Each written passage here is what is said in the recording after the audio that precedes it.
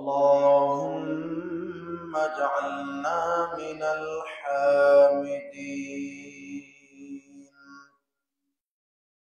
واجعلنا من الشاكرين واجعلنا من المصلين حمدا يليق بجلاله وكماله سبحانه وتعالى له الحمد في الأولى والآخرة وهو على كل شيء قدير. اللهم إنا نشهدك ونشهد ملائكتك وحملة عرشك وجميع خلقك أنك أنت الله لا إله إلا أنت فهو الواحد أحد الفرد الصمد الذي لم يلد ولم يولد ولم يكن له كفوا أحد وأشهد أن سيدنا وسندنا وحبيبنا وحبيب ربنا وطبيبنا وطبيب قلوبنا وأولانا ومولانا محمد الذي أرسله بالحق بشيرا ونذيرا وداعيا إلى الله بإذنه وسراجا منيرا. أما بعد فقد قال الله تعالى في كلامه المجيد وفي فرقانه الحميد أعوذ بالله من الشيطان الرجيم بسم الله الرحمن الرحيم شهر رمضان الذي أنزل فيه القرآن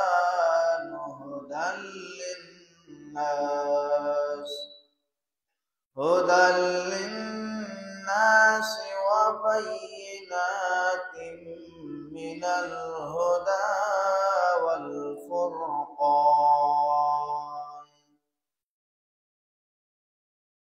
فمن شهد منكم الشهر فليصم ومن كان مريضا أو على سفر فعدة من أيام أخر صدق الله العظيم. عن أبي هريرة رضي الله تعالى عنه قال قال رسول الله صلى الله عليه وسلم إذا كان أول ليلة من شهر رمضان صفدت الشياطين ومردت الجن وغلقت أبواب النار فلم يفتح منها باب وفتحت أبواب الجنة فلم يغلق منها باب. وقال تعالى في شان حبيبه مخبرا وآمرا إن الله وملائكته يصلون على النبي يا أيها الذين آمنوا صلوا عليه وسلموا تسليما اللهم صل على سيدنا مولانا محمد وعلى آل سيدنا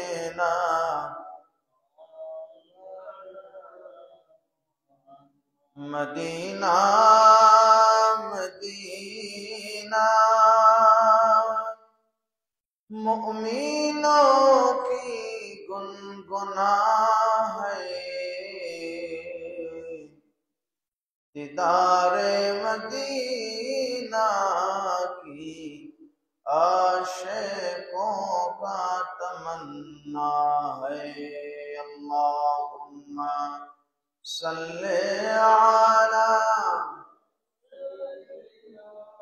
मौलाना मुहम्मद व अला आलि सय्यिदिना मौलाना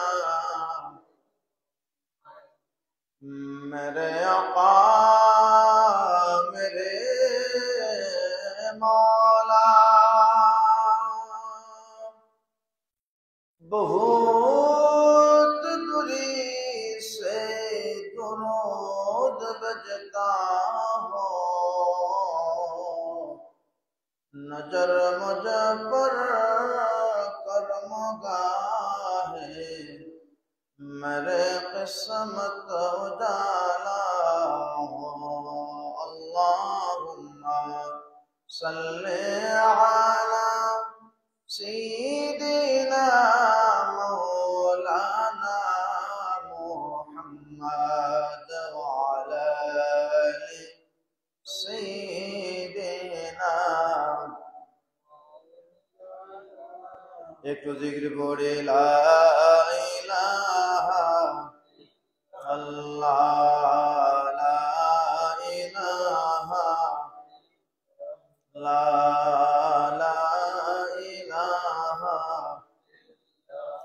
हस्बी रब्बी जल्लल्लाह मा फी क़ल्बी नूर मुहम्मद सल्लल्लाहु ला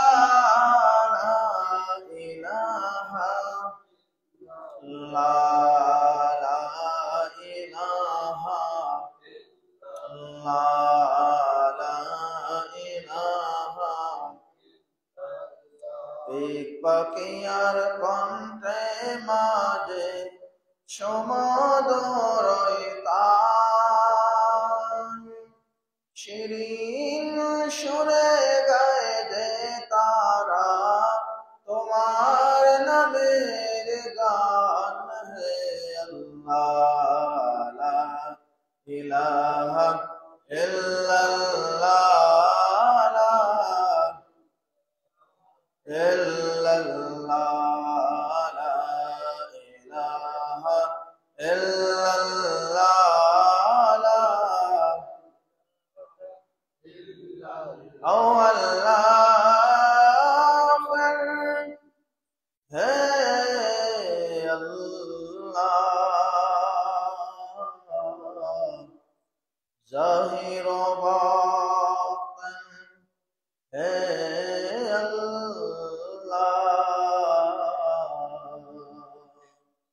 Ya Jalil Ya Allah Ya Jabbar Ya Allah La ilaha illallah La illallah La ilaha illallah la ilaha la ilaha ইল্লাল্লাহ মুহাম্মাদুর রাসূলুল্লাহ সাল্লাল্লাহু আলাইহি ওয়াসাল্লাম। উপস্থিত সম্মানিত মুসল্লিন کرام, মুরব্বিয়ানে আযম, মহান আল্লাহ সুবহানাহু ওয়া তাআলার দরবারে অসংখ্য অগণিত শুকরিয়া আদায় করি যে মহান রব্বে কারীম আজকে পবিত্র রমজান আল মুবারকের প্রথম শুক্রবার আল্লাহ তাআলা রোজা অবস্থায় দুনিয়ার সম্মানিত জায়গা সঈদুল মাকাম আল্লাহর মসজিদের মধ্যে আমাদেরকে আসার বসার তৌফিক দিয়েছেন। সে মহান রবের দরবারে তার পছন্দের কালিমাতুশ শুকর আমরা সকলে উচ্চ আওয়াজ দিয়ে আদায় করি আলহামদুলিল্লাহ। লক্ষ করে দুরূদ ও সালাম জানাই আকায়ে নামদার তাজদারে মদিনা সঈদুল মুরসালিন খাতামুন নবী শামসুদ দোহা বদরুদ দোজা রাসূল আরবি ওয়াল আজমি ইমামুল মুরসালিন সঈদুল মুরসালিন নবীউস সাকালাইন নবী মুহাম্মদ রাসূলুল্লাহ সকলে পড়ে সাল্লাল্লাহু আলাইহি ওয়াসাল্লামের প্রতি। সম্মানিত হাজিরিন, আমরা এমন একটা মাসে পদার্পণ করেছি। আল্লাহ পাক রব্বুল আলামিন আমাদেরকে নিয়ামত দিয়েছেন। কেমন নিয়ামত দিয়েছেন? উম্মতে মুহাম্মদীদেরকে আল্লাহ পাক রব্বুল আলামিন যে সমস্ত নিয়ামত দান করেছেন তার মধ্যে অন্যতম একটা নিয়ামত হচ্ছে রমজান আল মুবারক। এই রমজান মাস আল্লাহ পাক রব্বুল আলামিন বিভিন্নভাবে ফজিলত, বিভিন্নভাবে বরকত, বিভিন্নভাবে নিয়ামত আমাদেরকে দান করেছেন।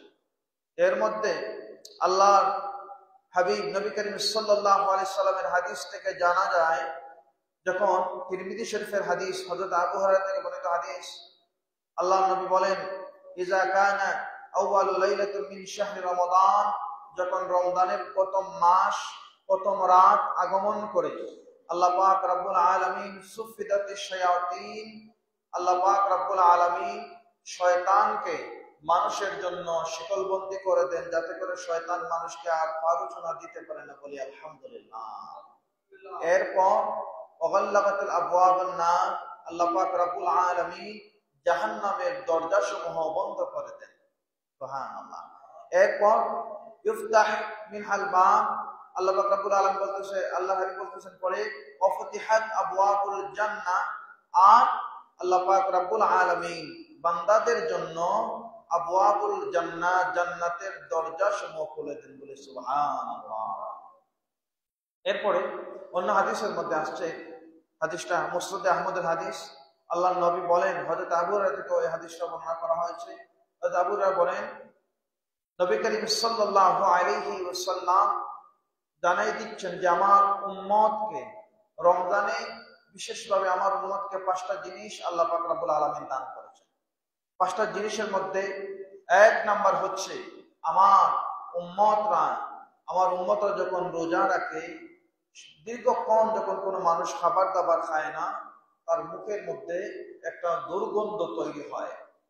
কিন্তু একজন মুমিন বান্দা উম্মতে মুহাম্মদীরা যখন রোজা রাখার পর, দীর্ঘক্ষণ রোজা রাখার পর মুখে যে দুর্গন্ধ হয়, আল্লাহ পাক তার হাবিবের মাধ্যমে জানাই দিচ্ছেন, আল্লাহ এমন নিয়ামত দান করেছেন, এই দুর্গন্ধটা মানুষের নিকট নয়, খুদ আল্লাহ পাক রব্বুল আলামিনের নিকট মেশকে আম্বরের চেয়ে সুঘ্রাণ প্রিয়। সুবহানাল্লাহ।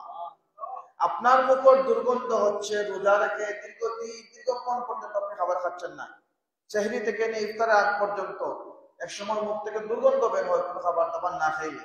এই দুর্গন্ধটা আল্লাহর কাছে মেশকে আম্বরের চেয়ে প্রিয়। কেন? আপনি উম্মতে মুহাম্মদ হওয়ার কারণে। সুবহানাল্লাহ।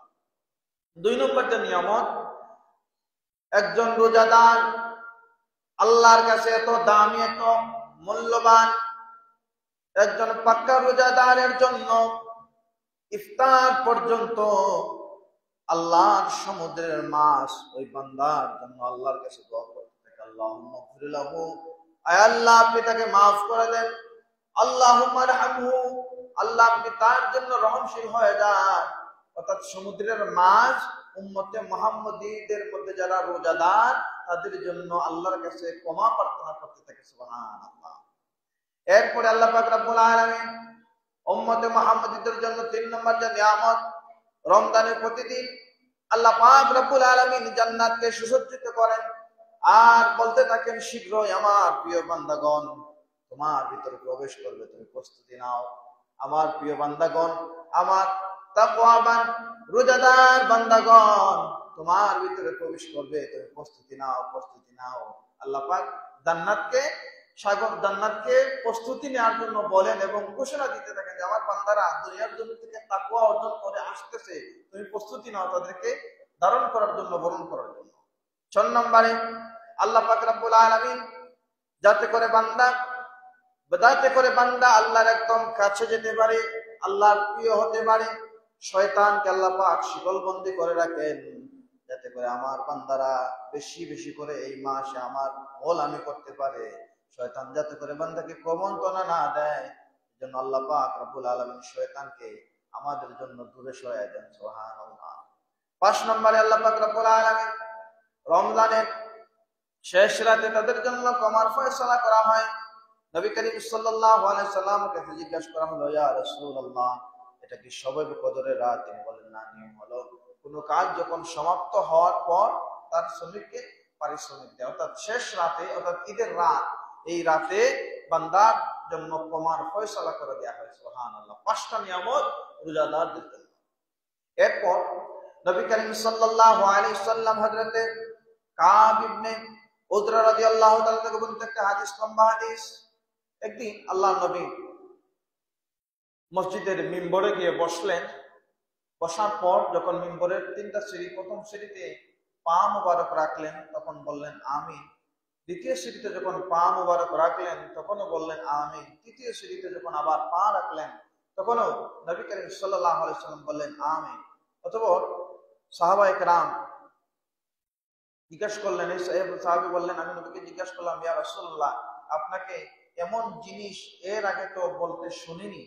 তখন নবী করিম সাল্লাল্লাহু আলাইহি সাল্লাম বলেন, জিবরাইল আলাইহিস সালাতু ওয়াস সালাম এইমাত্র আমি যখন প্রথম মিম্বরের প্রথম সিঁড়িতে পা রাখি তখন আমার কাছে একটা সংবাদ দিলেন, ইয়া রাসূলুল্লাহ, ওই ব্যক্তি ধ্বংস হোক যে রমজান পেল, যে তার হায়াতে রমজান পেল অথচ তার জীবনের গুনাহ মাফ করাতে পারলো না, ওই মানুষটা ধ্বংস হোক। তখন আমি বললাম আমিন।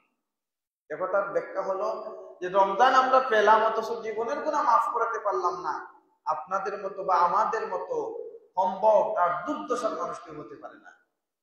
রমজানের মতো নিয়ামত পাইল, যে রমজানে আল্লাহ পাক শয়তানকে বন্ধ রাখলেন, যে রমজানে আল্লাহ পাক রব্বুল আলামিন বান্দা একটা দিলে 70 পর্যন্ত তার নিয়ামত দেন, এত নিয়ামতপূর্ণ মাস পাইল অথচ জীবনের গুনাহ মাফ করতে পারলো না, তার মতো দুর্দশা আর কেউ নাই, সে মানুষ ধ্বংস হোক। তখন আমি বললাম আমিন। ইয়া রাসূলুল্লাহ, দ্বিতীয় সিঁড়ির মধ্যে যখন আপনি পা রাখলেন তখন কেন আমিন বললেন? আল্লাহ নবী বলেন, জিবরাইল আমাকে বললেন, ইয়া রাসূলুল্লাহ, ধ্বংস ওই ব্যক্তির জন্য যে আপনার কাছে আসার পর আপনার কাছে আসলো, আপনাকে চিনলো, আপনাকে জানলো, অথচ আপনার উপর দুরূদ শরীফ পড়লো না, ওই বখিল, ওই কমবক্তের জন্য দুর্দশা, ওই কমবক্তের জন্য ধ্বংস বলে নাউযুবিল্লাহ। 3 নম্বরে, ইয়া রাসূলুল্লাহ, আপনি যখন তৃতীয় সিঁড়িতে পা রাখলেন আমিন কেন বললেন? নবীজি বলেন, জিবরাইল আমাকে জানাই দিলেন যে মানুষ তার পিতামাতাকে অথবা যে কোনো একজনকে বায়ুদুষ্ট অবস্থায় পেল অথচ ওই মানুষ জান্নাত অর্জন করতে পারলো না, জান্নাতি হতে পারলো না, ওই মানুষের মতো সম্ভব, ওই মানুষের মতো দুর্ভাগার কেউ না। এই জন্য আমি আমিন বলেছি। সুবহানাল্লাহ। অর্থাৎ এই হাদিসের মধ্যে যে 3টা কথা বলেছেন নবী করিম সাল্লাল্লাহু আলাইহি ওয়াসাল্লাম, এর মধ্যে একটা হচ্ছে রমজান কেন্দ্রিক, আর একটা হচ্ছে যে যাদের মা বাবা জীবিত অবস্থায় পেল অথচ তার কাছ থেকে তাদের সেবা করে তাদেরকে খুশি করে জান্নাত হাসিল করতে পারলো না, ওই মানুষের মতো সম্ভব তার দুর্দশা কেউ নাই। হাজিরিন, আমরা রমজান পাইছি, রমজান থেকে আমরা যেন জান্নাতি হতে পারি। আর যাদের মা বাবা আছেন এই রমজানে তাদেরকে আপনারা খেদমত করবেন, বৃদ্ধ হলে তাদের যা কিছু প্রয়োজন সেগুলো দেওয়ার চেষ্টা করবেন। তুমি যে আয়াত কারিমা তিলাওয়াত করেছে আলোচনার ফুটপাতে পবিত্র কোরআনের সূরাতুল বাকারা 185 নম্বর আয়াত, এই আয়াত কারিমার মধ্যে আল্লাহ পাক বলতেছেন, শাহরু রমাদান আল্লাযী উনজিলা ফীহিল কুরআন, এই রমজান মাসে আল্লাহ পাক রব্বুল আলামিন কোরআন নাযিল করেছেন। কেন কোরআন নাযিল করেছেন? হুদাল লিন-নাস, যাতে করে মানুষ হেদায়েত পেতে পারে। ওয়া বায়্যিনাতিন মিনাল হুদা ওয়াল ফুরকান, কেমন হেদায়েত?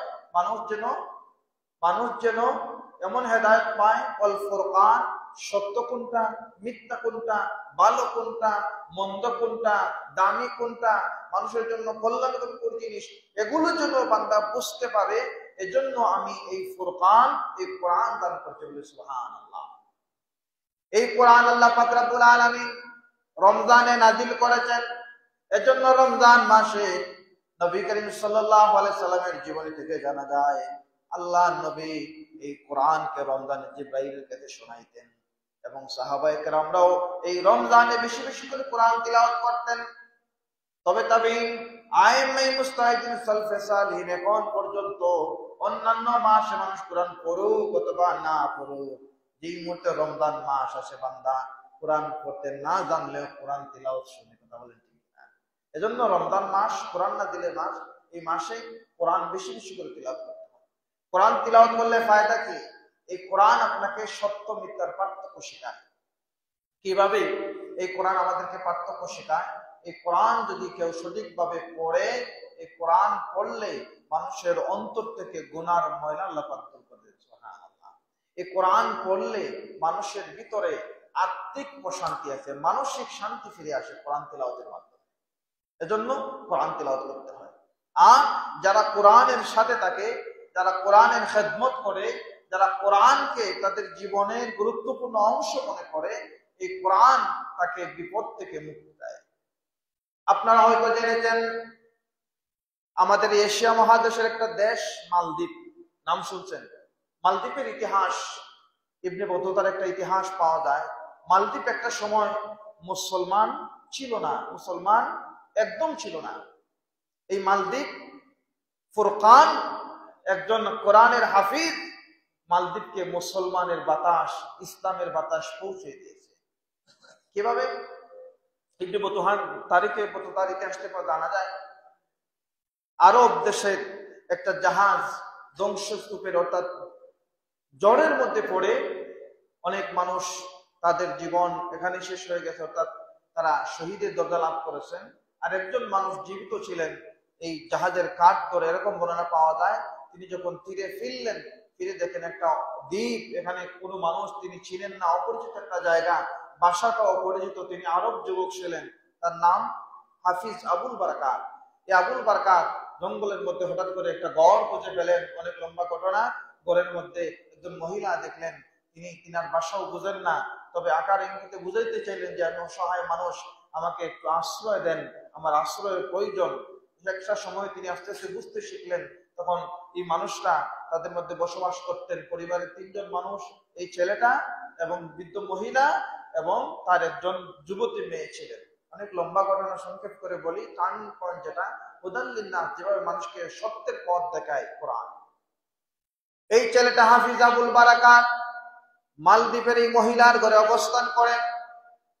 হঠাৎ করে একদিন ওই মহিলাটাকে এমন ভাবে কান্না করতে দেখতেছেন, যুবকটা অবাক হয়ে গেলেন।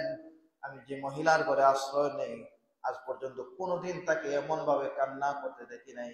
আজকে কেন তিনি কান্না করতেছেন তিনি জানতে চাইলেন। আপনি কেন এত কান্না করেন? আপনার কান্না করার কারণ কি একটু জানতে চাই। মহিলা বললেন, আমি কেন কান্না করতেছি এটা তোমাকে বলে কোনো লাভ হবে না, তুমি আমার কান্না প্রয়োজন মিটাতে পারবা না, সুতরাং তোমাকে বলে কোনো লাভ নাই। হাফিজ আবুল বারাকাত বলে, আপনি আমাকে বলুন, আমি শুনে তো দেখি কিছু করা যায় কিনা। নাসের বান্দার মতো বারবার জানতে চাইলেন। এই মহিলাটা বলে, আমার ঘরে যে সুন্দরী, আমার ঘরে যে আমার মেয়েটা আছে, যুবতী মেয়েটা আছে, আমার মেয়েটা আগামীকালকে লাশ হয়ে ঘরে ফিরবে। এজন্য আমি জীবনের শেষ দেখা আমার মেয়েটাকে দেখতেছি আর আমি কান্না করতেছি, কারণ আগামীকালকে আমার মেয়েটা আর এই জমিনের মধ্যে জীবিত থাকবে না। এই যুবকটা অবাক হয়ে গেল, মানুষ কখন মৃত্যুবরণ করবে?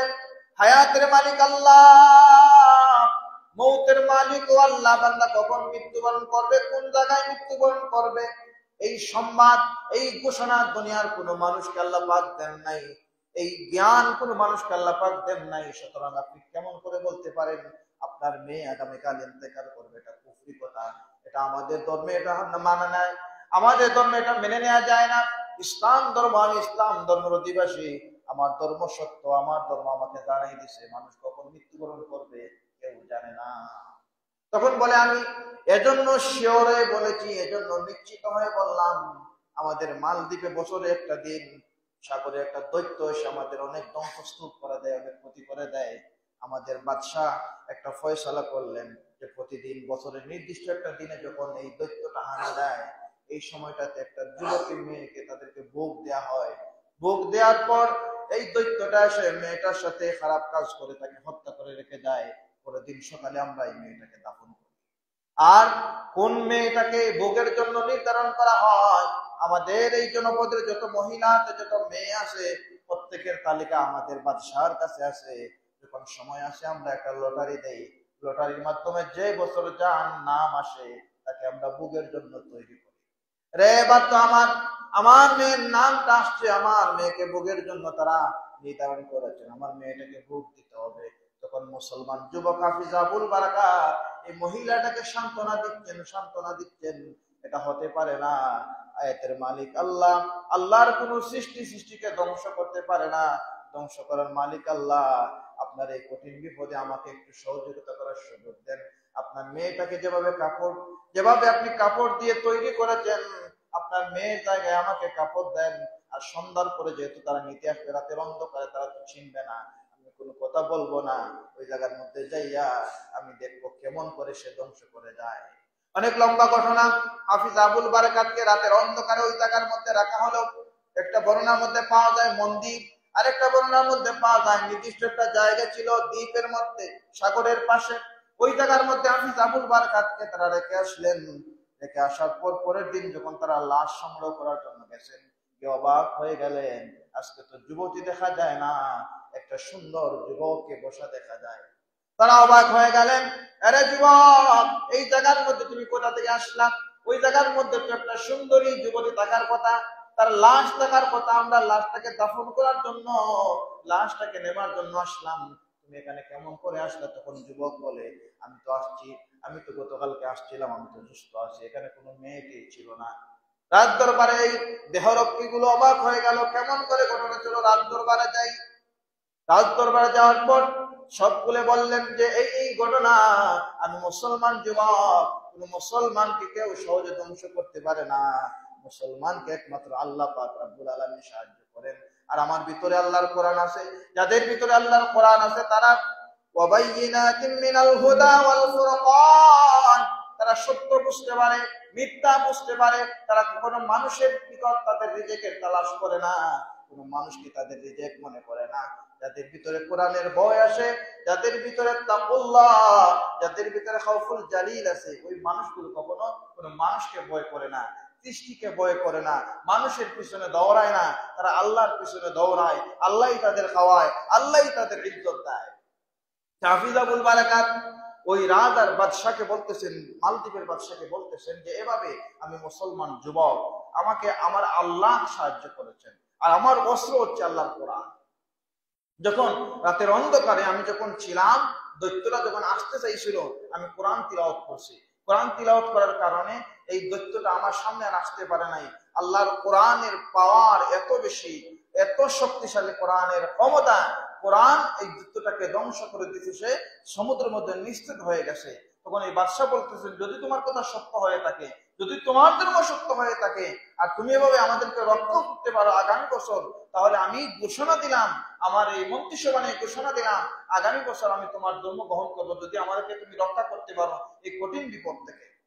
আগামী বছর সময় আসলো।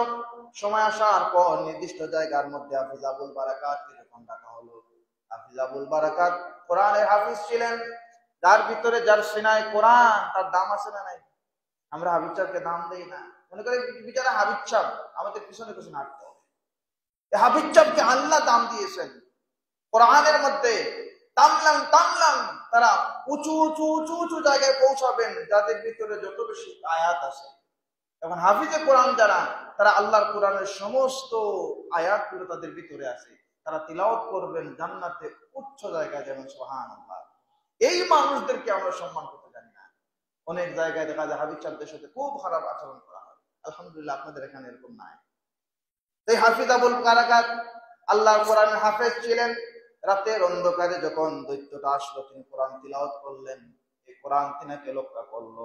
পরের দিন ঘোষণা দেয়া হলো, তোমার ধর্ম সত্য, ঘোষণা দিলাম আমরা সকলে তোমার মুসলমান ধর্ম গ্রহণ করলাম। লা ইলাহা ইল্লাল্লাহু মুহাম্মাদুর রাসূলুল্লাহ, সুবহানাল্লাহ। এই কোরআন রক্ষা করেছে। এজন্য এই মাস হচ্ছে কোরআন নাযিলের মাস। হাজরিন, এই কোরআন নাযিলের মাসে ওয়াল ফুরকান, সত্য মিথ্যা শিক্ষা আমাদেরকে নিতে হবে। জীবনে অনেক রোজা পাইছেন, রোজা আসছে তাকওয়া দেওয়ার জন্য, রোজা আসে রোজা যায়, আপনি আপনার আবার মতো হয়ে যান। রোজার মধ্যে কেউ যদি বলে খান না একটু পানি, এত গরম, একটু ঠান্ডা পানি খান, সমস্যা নাই, কেউ তো দেখতেছেন, আপনি বলেন খুব দমক দেন, না না কি বলো মিয়া, আমি জীবনে কোনদিন রোজা ছাড়ি নাই, আমি পানি খাবো না। কিন্তু এই মানুষ যখন বলে সঞ্চনী অমুকের বাড়ির অমুক কাজটা করছে, এই একটা সুযোগে তার পেস্ট লাগানো যায়, তখন আপনি বলেন আমিও তো একটা বুদ্ধি দিই তোমাকে, এইভাবে তুমি এই কথাটা বলো, দেখবা খুব পেস্ট লাগবে। রোজা অবস্থায় আপনি খাবার খাওয়াকে খুব ঘৃণা করেন, খাবার খেতে চান না, রোজা ভাঙতে চান না, কিন্তু রোজা যে শিক্ষাটা আপনাকে দিতে চায় তাকওয়ার শিক্ষা থেকে আপনি দূরে যাই, আপনার মুখের রোজা আপনি রাখতে পারেন নাই, জবানের রোজা, জিহ্বার রোজা আপনি রাখতে পারেন নাই। আল্লাহ নবীর হাদিস হচ্ছে যে মানুষ তার আপদামস্তকে অর্থাৎ জিহ্বার রোজা রাখতে পারলো না, তাকওয়ার রোজা রাখতে পারলো না, তার পানাহার মুক্ত থাকার কোনো প্রয়োজন নাই, সে শুধু উপবাসী থাকলো, প্রকৃত রোজাদার সে হতে পারলো না। আপনি রোজা রাখলেন শুধু খাবার থেকে মুক্ত থাকার জন্য নয়, রোজা মানে জ্বালিয়ে দেয়, পুড়িয়ে দেয়, চারকার করে দেয়, গোনা, মন্দ কাজ, পাপ কাজ জ্বালিয়ে আপনার জীবন থেকে ফুরিয়ে একদম শেষ করে দেয়। অনেক ময়লা স্তূপ যখন জমে একটা জায়গার মধ্যে, নির্ধারিত জায়গার মধ্যে রাইখা আগুন দিয়ে ফোড়াইয়া একদম শেষ করে ছাই করে দেওয়া হয়, জায়গাটা পরিষ্কার করায়। ঠিক তেমনি ভাবে মানুষের জীবনে যখন গোনা, একটা বছরে যখন সে গোনা একদম গোনা জর্জরিত হয়ে গেছে, রমজান নামক এই বাতি যখন মানুষের ভিতরে আসে, আগমন করে, তখন রমজান এই তাকওয়ার মাধ্যমে তার সমস্ত গুনাহগুলো জ্বালিয়ে দেয়, পুড়িয়ে দেয়। এখন আমরা শুধুমাত্র উপবাসের রোজা রাখি, কিন্তু তাকওয়ার রোজা আমরা রাখতে পারি না। দুঃখজনক হলেও সত্য, আপনার জীবনে আপনি অনেক বয়স পর্যন্ত আপনি রোজা পাইছেন, রোজা রাখেন সত্য, কিন্তু রোজার প্রকৃত যে তাকওয়া, এই জিনিসটা আপনি অর্জন করতে পারেন নাই। এই রোজা থেকে আপনার ফায়দা হলো না, আপনি শুধু আদায় করেছেন, কিন্তু আপনি মকবুল বান্দা, মকবুল রোজাদার হতে পারেন নাই। একটা রোজা আপনাকে আসে আপনাকে সংরক্ষণ করার জন্য, আপনার চোখের গুনাহ থেকে আপনাকে বাঁচানোর জন্য। এই রোজা আসে আপনার কানের গুনাহ থেকে বাঁচানোর জন্য, জিহ্বাকে গুনাহমুক্ত করার জন্য, আপনার অন্তরকে গুনাহমুক্ত করার জন্য, আপনাকে হালাল এবং হারাম চিনানোর জন্য রমজান আসে। এবং শুধুমাত্র আপনি উপবাসের ক্ষেত্রে সব মানেন, কিন্তু বাকি সব কাজগুলো অন্যান্য সময় থেকে এই সময়টায় বেশি করেন। কেন? এই সময়টা রোজা মাসে ফিরিয়ে আসে বেশি, একটু আইসে গল্প করি, লম্বা সময় ধরে শুধু দুনিয়াবি গল্প করতে থাকেন। রমজান বলছে যে আমি কোরআন এই নাজিল হয়েছে এই মাসে ফুরকান, মানুষকে সত্য মিথ্যা শিক্ষা দেওয়ার জন্য, কিন্তু এই রমজানেই মানুষ মিথ্যার কাজের মধ্যে থাকে বেশি। এই রমজানেই আরেকজন মানুষ আপনাকে দিছে যে অমুক আমার চাচাতো বাবার কিছু পরিচিত মানুষকে এই টাকাগুলো দিও, যাতে করে তারা তৃপ্তি করে সেহরি ইফতারের আয়োজন বা খাবারগুলো কিনতে পারে, বাজার করতে পারে। আপনি ওই জায়গার মধ্যে সিন্ডিকেট করেন, কিন্তু আপনি রোজার হাইটা গিয়া আরেকজনকে পেট লাগান, অথচ আপনি রোজাদার। রোজা তো বলছে যে আমি আসছি তোমাকে এই সমস্ত পাপ থেকে মুক্ত করতে, কিন্তু আপনি একটা জিনিস করেন, উপবাস থাকেন, বাকি সবগুলো আপনি করেন। আপনার এই রোজা আল্লাহর কাছে প্রয়োজন নাই। এটা আমার কথা নয়, আল্লাহ নবীর হাদিসের কথা। এই রোজাদারের রোজা আল্লাহর দরকার নাই, তার জন্য সুখতান, তার জন্য ধ্বংস, তার জন্য অভিসম্পাদ। আল্লাহ নবীর হাদিসে তিলাওয়াত করলাম যে ওই মানুষের জন্য ধ্বংস যে রোজা পেল অথচ তার জীবনের গুনাহ মাফ করতে পারলো না। এখন আপনি রোজা রাখছেন, আরেকজনের গীবত করছেন, আপনি কি মনে করেন আপনার রোজা পরিপূর্ণ হয়েছে? আপনার জন্য ধ্বংস। আপনি রোজা রাখছেন, আরেকজনকে খুব খারাপ ভাষায় গালি দিচ্ছেন, আপনার জন্য ধ্বংস। আপনি পরিপূর্ণ রোজাদার হতে পারেন নাই। আপনি রোজা রাখছেন, আপনার চেহারার দিকে তাকানোই যায় না, খুব ভয়ঙ্কর রূপ নিয়ে বসে থাকেন, যেন আপনি একদম আলাদাই একজন রোজাদার হয়ে গেছেন। কেন ভাই? আপনি আপনার চেহারা face is the mirror of mind. আপনার চেহারা দেখে মানুষ বুঝবে যে আপনি রোজা রাখলে অসুস্থ হলেও আপনি বুঝতে দিচ্ছেন না আপনি যে অসুস্থ। একজন মানুষ অসুস্থ, যখন আপনি তাকে বলেন যে ভাই কেমন আছেন, সে যখন প্রথমে বলে আলহামদুলিল্লাহ ভালো আছে, তবে একটু অসুস্থ, প্রথমে আলহামদুলিল্লাহ শব্দ বলার কারণে আল্লাহ তাকে অসুস্থ আর ঠিক আছে, কিন্তু অসুস্থতার মধ্যে যে আত্মিক একটা তৃপ্তি, যে শান্তি ফিরাই দেন সুবহানাল্লাহ। এখন রোজা রাখলে বিকাল যখন হয় দেখা যায় আমরা অনেক রোজাদারের মুখের দিকে তাকানো যায় না, খুব রাগী একটা ভাব থাকে। এটা প্রকৃত রোজাদারের খাসলত নয়। রোজাদার হবেন আপনি যেভাবে রোজাদার, আপনি যেভাবে আপনার গুনাহ ফুরিয়ে দিতে চান, ঠিক তেমনি ভাবে আপনার ভাই, আপনার পরিবার, আপনার প্রতিবেশী, আপনার আশপাশের মানুষদেরকেও পরিপূর্ণ রোজাদার হওয়ার জন্য সাহায্য করতে হবে। এখন আপনি রোজাদার বলে বাকি সবাইকে মনে করেন কি রোজা রাখে, এই করে সেই করে, এটা হবে না। আপনি আপনাকে পাক্কা ইমানদার মনে করলে হবে না। আপনার ভাইদেরকে তাআওয়ানু আলাল বিররি ওয়াত তাকওয়া, আপনার ভাইদেরকে, আপনার আশপাশের মানুষদেরকেও পাক্কা রোজাদার যদি সে রোজার মধ্যে ত্রুটি করে, আপনি তাকে বুঝাই দেন যে রোজা রেখে এই কাজটা করা যাবে না, তুমি করো না।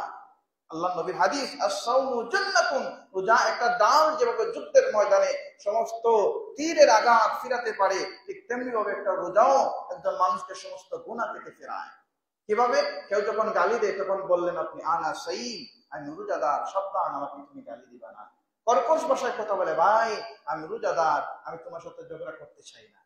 একজন মানুষকে গালি দিছে, যাকে গালি দিল সে যখন জবাব দিচ্ছে ভাই আমি তো অসহায় রোজাদার, আমাকে আপনি গালি দিন না, তখন দেখবেন যে গালি দিল তার ভিতরে রাগটা আর থাকে না। কিন্তু আমরা এটা না, রোজাদারের ক্ষেত্রে এক কথা যদি দুইবার বলা হয় কোন রকম, এই তুমি আমাকে এই কথা কেন বলছো, আমি কি কানে শুনি না, আমি কি বধির নাকি, ঝগড়া লেগে যায়। অথচ এই মাসে আপনাকে আত্মসংযম, ধৈর্য শিক্ষা দেওয়ার জন্য আসলে রোজা।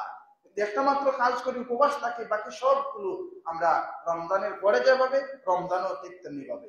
এখন বলতে পারবে হুজুর আমরা তো জানি আল্লাহ পাক রব্বুল আলামিন রমজানে শয়তানকে শিকলবন্দি করলেন, তাহলে রমজানে যে একজন মানুষ পাপাচার করে এটা হচ্ছে মানুষ শয়তান।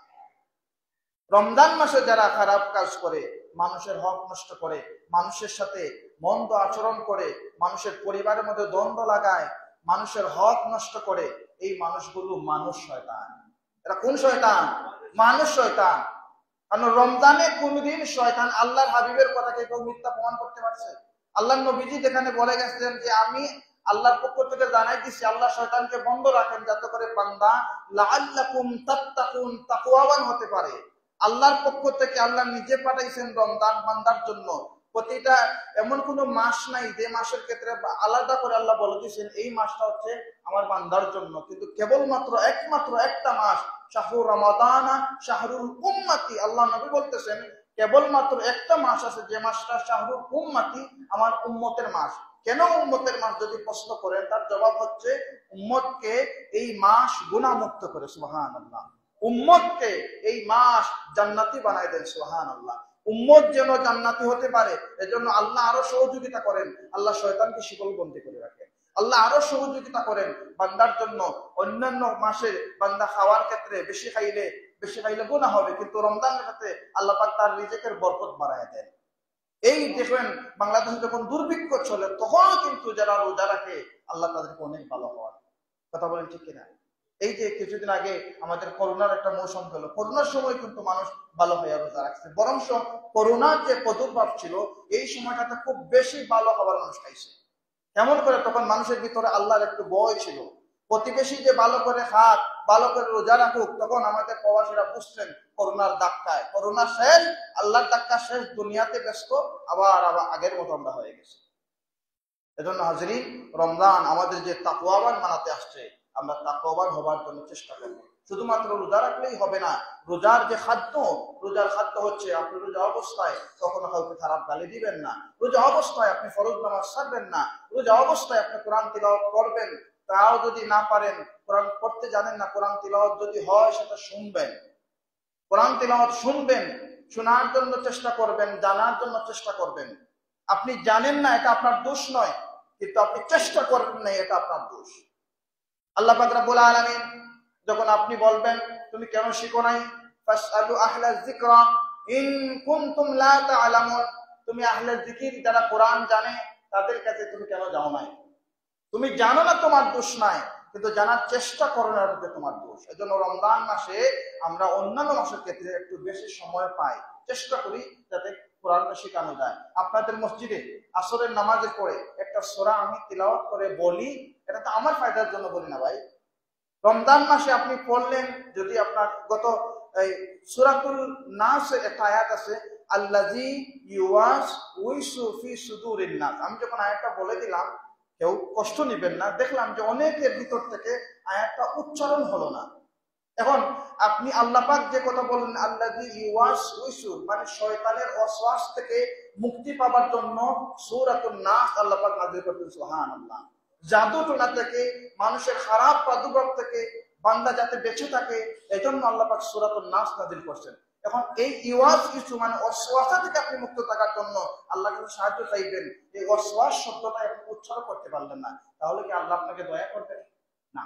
এজন্য আপনাকে সঠিক কোরআন শিখতে হবে। আল্লাহ বলেন ওয়ারাত্তিলিল কোরআনা তারতিলা, তোমরা তারতিলের তিলাওয়াত শিখো। এই তারতিলের তিলাওয়াত আমাদের দেশে হয় দারুল কিরাতের মাধ্যমে, বিভিন্ন সংস্থার তিলাওয়াতের মাধ্যমে। তো আপনারা যারা রমজানে অন্তত আসরের নামাজে আসবেন, তারাবিতে তো আসছেন, আসরের নামাজ পড়ে আমরা একটা সূরা আমি বলে দিই, আমার সাথে আপনারা পড়বেন। এটার জন্য আমাকে আপনারা আলাদা হাদিয়া দিতে হবে না, এটা ফ্রি।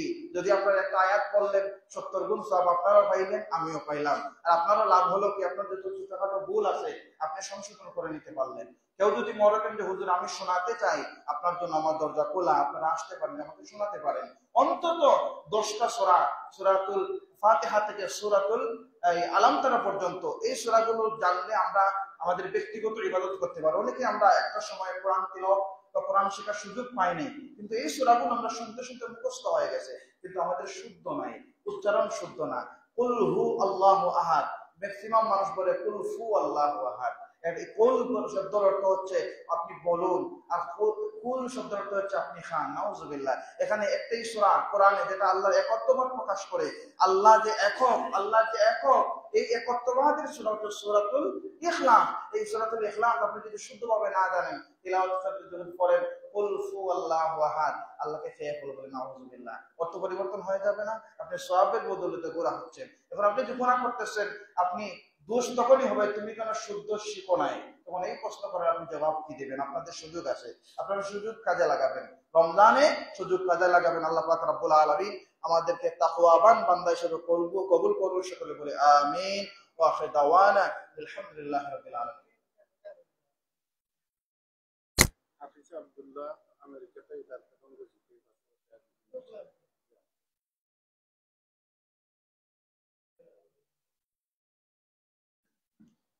হাসেনি হোক।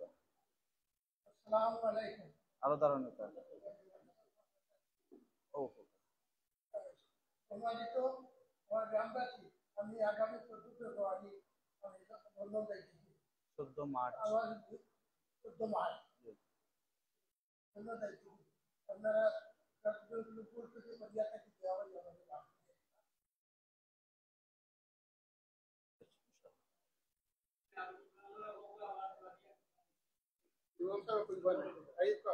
ওনার পক্ষ থেকে আমি বলতেছি আগামী 14 মার্চ তিনি লন্ডন যাবেন। 14 মার্চ লন্ডনে যাওয়ার ফ্লাইট।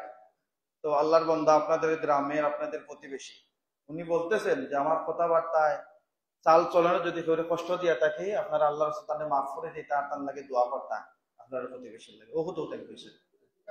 আর আরেকটা ঘোষণা, আপনারা গ্রামের যুবক কিছুদিন আগে আহমদ আব্দুল্লাহ আমেরিকা গেছেন, তাই মসজিদ 5,000 টাকা দিয়েছেন। সবাই মারহাবা, আল্লাহ তাআলা দান কবুল করুক। আস্তাগফিরুল্লাহ, ইন্নাল্লাহা গফুরুর রহিম। আস্তাগফিরুল্লাহ রাব্বি মিন কুল্লি জামমি ওয়া আতুবু ইলাইহি, লা হাওলা ওয়ালা কুওয়াতা ইল্লা বিল্লাহিল আলিয়্যিল আযীম। লা ইলাহা ইল্লাল্লাহ মুহাম্মাদুর রাসূলুল্লাহ। আল্লাহুম্মা আমিন। الحمد لله رب العالمين، العاقبة للمتقين، والصلاة والسلام على رسوله الكريم وعلى آله وصحابه أجمعين. ربنا ظلمنا أنفسنا وإن لم تغفر لنا وترحمنا لنكونن من الخاسرين. ربنا عليك توكلنا وإليك نبنا وإليك المصير. اللهم صل على سيدنا مولانا محمد وعلى آل سيدنا مولانا محمد صلاة دائمة مقبولة تؤدي بها الحق العظيم، صلاة عبد قلته لته ورسول الله وسيلته. اللهم يا حي يا قيوم برحمتك نستغيث رب العالمين। আল্লাহ, এই রমজানের প্রথম জুমার দিন আপনার মায়ার বান্দারা রোজাদারদেরকে নিয়ে অনেক কলা আলোচনা করে আপনার শাহানশাহী দরবারে আমরা ভিখারির বেশে হাত বাড়িয়েছি। আল্লাহ, গুনাহগার বুঝি না, নেককার বুঝি না, আমাদের প্রত্যেকের জীবনের তামাম গুনাহগুলি মাফ করে দাও। আল্লাহ, আমাদের কলেজের টুকরা মা বাবাদের মাফ করে দাও। যে বাবার পরিচয় আমাদের পরিচয় হয়েছে, যে বাবার বাড়িতে আমরা বাড়িওয়ালা হয়েছি, আমাদের বাবারা যারা অন্ধকার কবরে তাদের কবরগুলো জান্নাতের বাগান বানিয়ে দাও। রব্বির হামহুমা কামা রাব্বায়ানি সগীরা। আল্লাহ, যাদের মা বাবা এখনো জীবিত আছেন খেদমত করার তৌফিক দাও। মা বাবার বয়স যখন হয়ে যায়, একটা সময় সন্তানের কাছে শুধু শুনেছি তারা একটাই চাহিদা, আমি যখন কবরে চলে যাব আমার কবরের পাশে দাঁড়াইয়া আমার জন্য একটু দোয়া করিও। এই কথাগুলো আমাদের মা বাবা আমাদেরকে বলতে থাকে। আল্লাহ, যাদের মা বাবা এখনো জীবিত আছেন হায়াতে বরকত দাও। আমাদের মাতার ছায়া হিসেবে জমিনে দীর্ঘদিন বাকি রাখিও। রব্বুল আলামিন, আল্লাহ, যারা বিদেশ যাবেন চেষ্টা করছেন আপনার কুদরত থেকে সাহায্য করুন। আল্লাহ, দেশে বিদেশে অনেকে দোয়া চেয়েছেন, আল্লাহ খাস করে আহমদ আব্দুল্লাহ, আল্লাহ তার জিন্দা মুর্দা তামামকে মাফ করে দাও। আপনার বান্দার খামাইয়ের মধ্যে বরকত দান করো। আল্লাহ, জনাব জমির ভাই দোয়া চেয়েছেন তেনার শ্বশুরের জন্য, আল্লাহ আপনার বান্দা অসুস্থ আছেন, আপনার কুদরতি দাওয়াতে সুস্থ করে দাও। এমনি করে এলাকার যত মর্যাদা অন্ধকার কবরে প্রত্যেকের কবরগুলো জান্নাতের বাগান বানিয়ে দাও। মুনিব, এই রমজান আমাদেরকে পরিবর্তন করার জন্য, জান্নাত বানানোর জন্য আসছে। আল্লাহ, রমজান থেকে প্রকৃত শিক্ষা নেওয়ার তৌফিক আমাদের দাও। আমাদের প্রত্যেককে জান্নাতে বানিয়ে দাও। আমাদের পাক্কা নামাজ এবং রোজাদার হিসেবে কবুল করে নাও। তাকাব্বাল মিন্না ইন্নাকা আনতাস সামিউল আলিম ওয়া তুব আলাইনা ইয়া মাওলানা ইন্নাকা আনতাত তাওয়াবুর রহিম।